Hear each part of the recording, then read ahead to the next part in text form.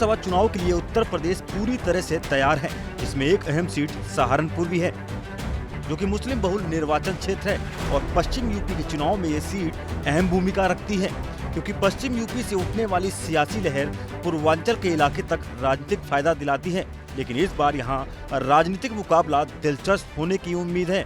इसलिए बीजेपी से लेकर बसपा और सपा की कोशिश पहले फेज की चुनावी जंग को फतह करने की है, जिसके लिए सभी ने मजबूती से सियासी बिछात बिछाने का काम किया है।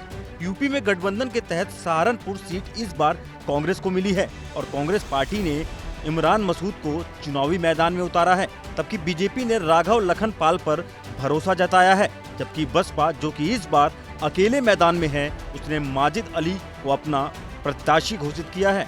साल 2014 के चुनाव की बात करें तो इस सीट पर बीजेपी के राघव लखनपाल ने कांग्रेस के इमरान मसूद को 60,000 से ज्यादा वोटों से मात दी थी। बसपा के जगदीश राणा इस सीट पर तीसरे स्थान पर रहे थे और पिछले चुनाव यानी कि साल 2019 के चुनाव में सपा बसपा गठबंधन के तहत ये सीट बसपा को मिली थी। तब बसपा के हाजी फजलुर रहमान ने बीजेपी के राघव लखनपाल को 22,000 वोटों से हराया था और इमरान मसूद तीसरे स्थान पर रहे थे। मोदी लहर के बाद भी सीट पर बीजेपी कब्जा नहीं कर पाई थी। बता दें कि मुस्लिम बाहुल सीट माने जाने वाली सहारनपुर सीट कभी कांग्रेस का गढ़ मानी जाती थी।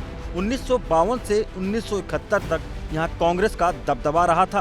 पिछले लोकसभा चुनाव यानी कि 2019 के चुनाव में बसपा उम्मीदवार हाजी फजलुर रहमान को 5,14,139 वोट मिले थे और उम्मीदवार राघव लखनपाल, जो कि दूसरे स्थान पर थे, उन्हें 4,91,722 वोट मिले थे, यानी कि 39% वोट मिले थे। सहारनपुर में जाति समीकरण की बात करें तो यहाँ के चुनाव में दलित फैक्टर की बड़ी भूमिका रहती है और उन पर बसपा की मजबूत पकड़ है, यानी कि अगर दलित के साथ बसपा को मुस्लिम का वोट मिल जाए तो बसपा की जीत का परचम लहर सकता है। लेकिन इस बार यहाँ राजनीतिक मुकाबला त्रिकोणीय है। मैदान में 2 मुस्लिम चेहरे तो एक हिंदू चेहरा है। ऐसे में अब सबकी नजरें मुस्लिम वोट बैंक पर टिकी हैं। अगर मुस्लिम वोटर में बिखराव हुआ तो बीजेपी को फायदा मिलने की उम्मीद जताई जा रही है। भारत की बात रोहित सिंह सावल के साथ सिर्फ एबीपी न्यूज पर।